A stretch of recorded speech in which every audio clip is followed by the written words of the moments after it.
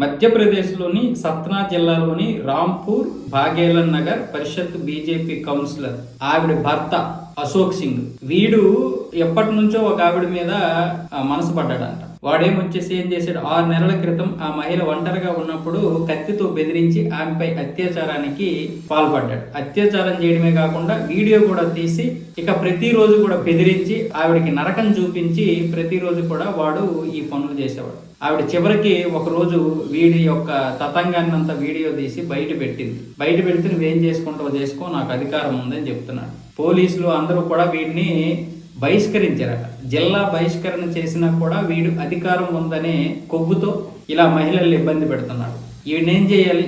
ఇలాంటి వాడిని బీజేపీ అయితే ఇంకా వెంటనే వాడిని అరెస్ట్ చేయడం కాదు, పురుషాంగాన్ని కట్ చేసి పడేయాలి, ప్రైవేట్ పార్ట్ని. అంతే, బీజేపీ సిద్ధాంతం అది కావాలి. మనం ఎందుకు ఎంత తంటాలు పడుతున్నాం? ఒకవేళ ఆ మహిళ ముస్లిం మహిళ అయినా సరే, అంటే మనం మహిళలకి గౌరవం ఇవ్వాలి. మనం ఎవరికైనా సరే గౌరవం ఇవ్వాల్సిందే.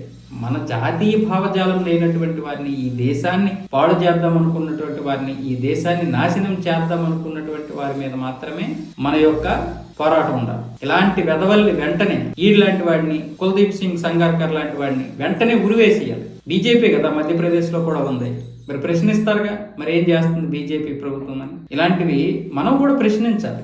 ఇలాంటి వాడిని ఎవడూ ఉపేక్షించకూడదు. ఎలాంటి వాడైనా సరే వాడు వెంటనే ఆ కౌన్సిలర్ పదవిని పీకేయాలి. ఈ మధ్య బాగా ఎక్కువైపోయింది వీళ్ళ ఓవరాక్షన్ కూడా. భర్త దున్నపోతులాగా ఊరి మీద పడుతుంటే మరి ఆవిడేం చేస్తుంది? ఎవడైనా అలా చేస్తాడా? కత్తితో బెదిరించి 6 నెలలుగా ఇబ్బంది పెడుతుంటే భార్యకి తెలియదా?